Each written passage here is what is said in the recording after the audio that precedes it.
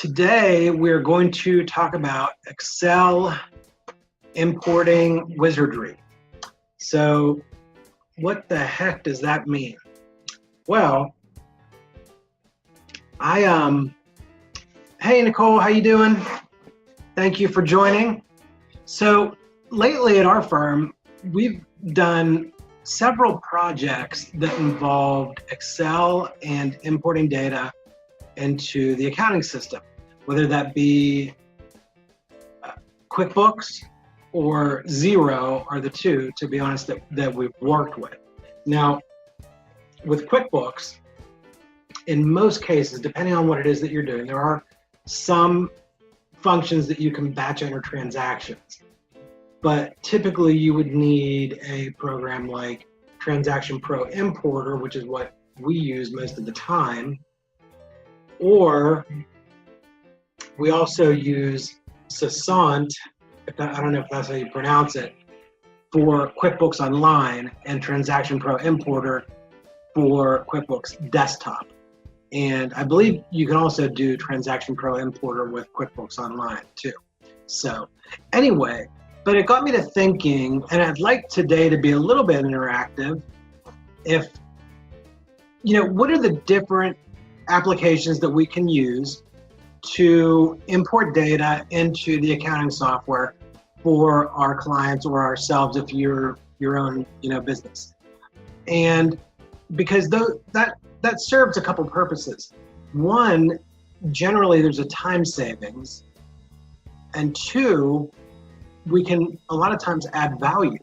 So, and the value can come from a couple places. One, we're spending less time on data entry for our clients, so we can actually spend more time looking and analyzing things, providing them with good advice. Or the other is if we're able to provide them with information that they otherwise did not have.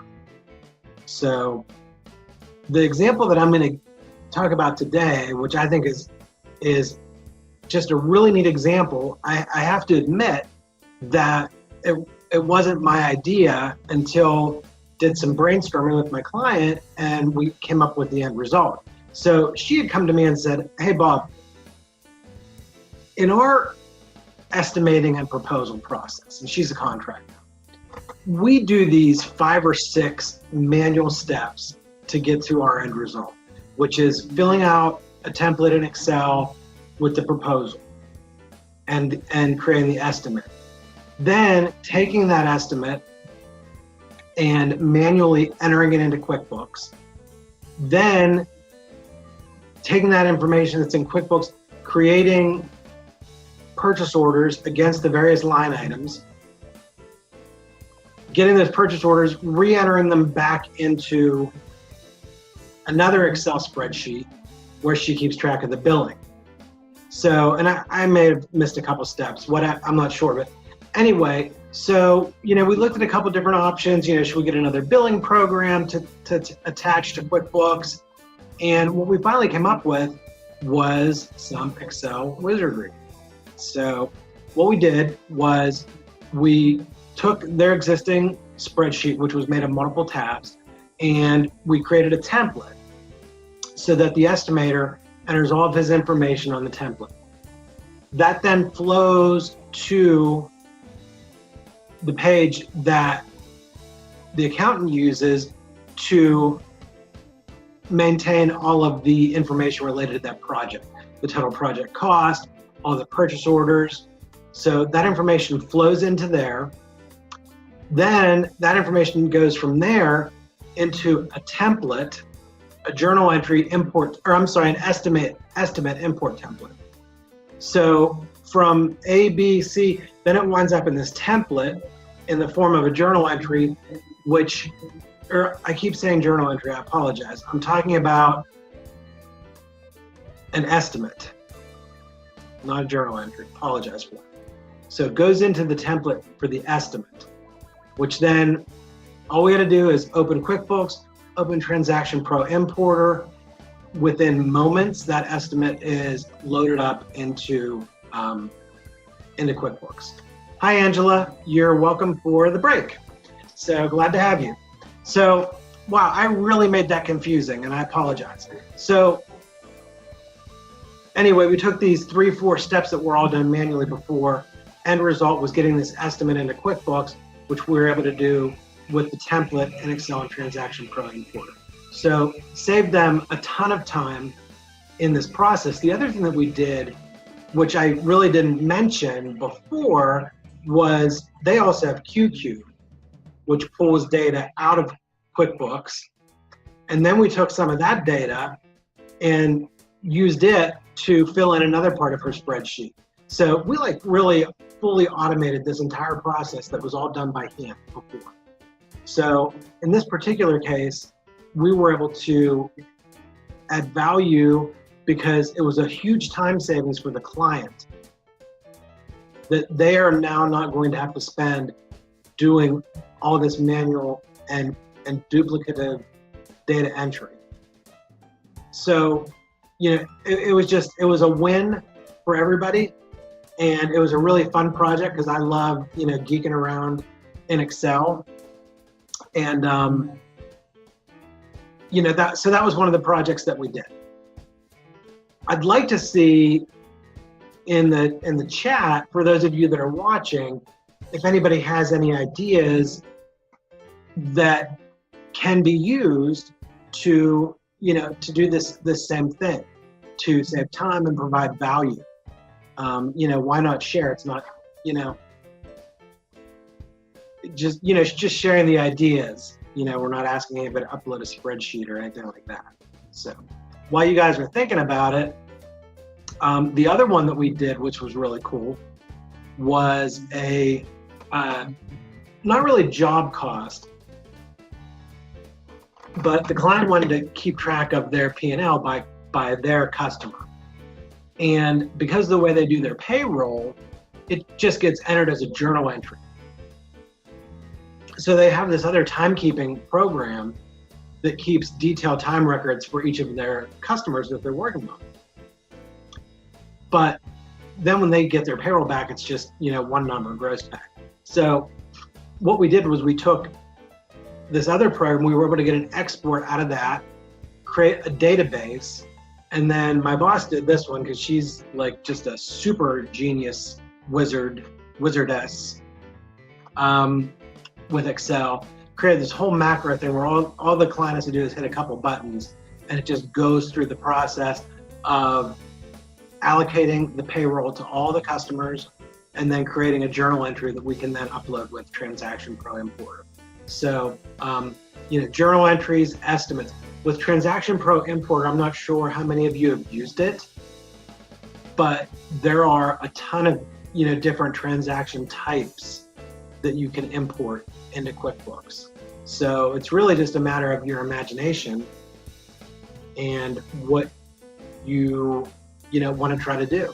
And so, you know, and even if you search, and I keep using Transaction Pro Importer, I mean, there are other ones, but that just happens to be the one that we use.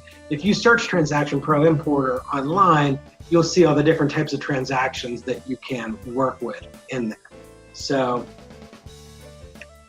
with that being said, does it always work with QBO? I have not used also, okay, thanks Nicole for the question. I have not used Transaction Pro Importer with QBO. I've used Sasant, which is a similar type of program.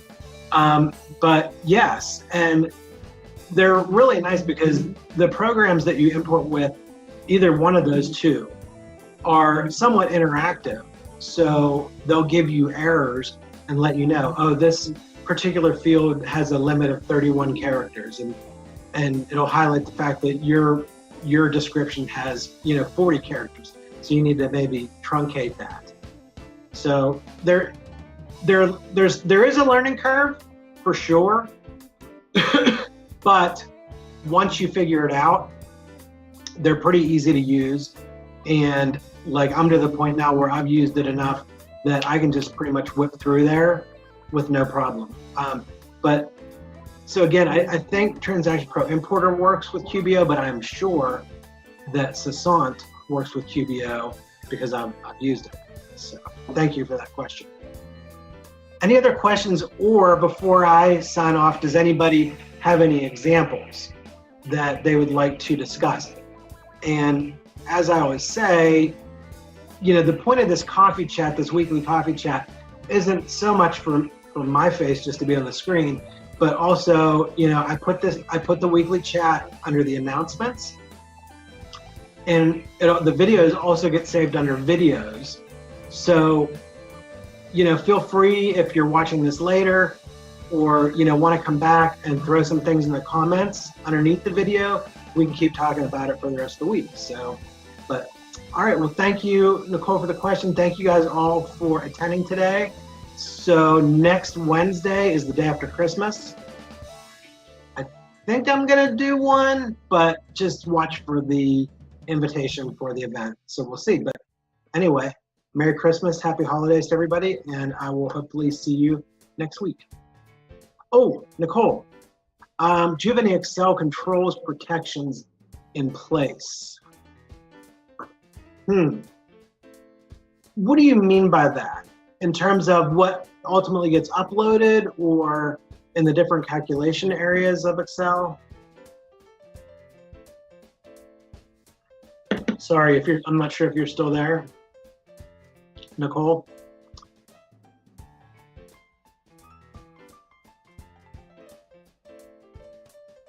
So, okay. Nicole, I'm going to ask for an explanation. I'll put it in the chat. Oh, internal controls. Well, okay, so whatever you have in Excel, password protection, cell protection, it depends on the nature of the data that you're working with.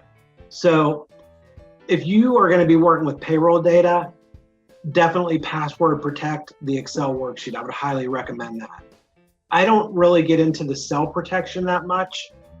Depending on who the end user is going to be, we try to keep it as simple as possible.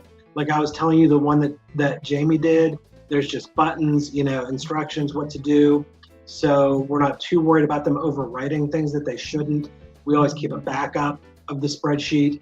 And if we're really worried about them overwriting something that shouldn't be overwritten, we'll do the data validation, which will give them a warning if they're trying to enter something that they shouldn't. I don't necessarily worry about password protecting all the Excel files unless it is sensitive data, in which case I would password protect it. And then what will happen is when you pull that into the tool that you're going to use to import, it's going to ask you for the password at that point. And you would enter that, and then it'll pull the information and get it ready to import.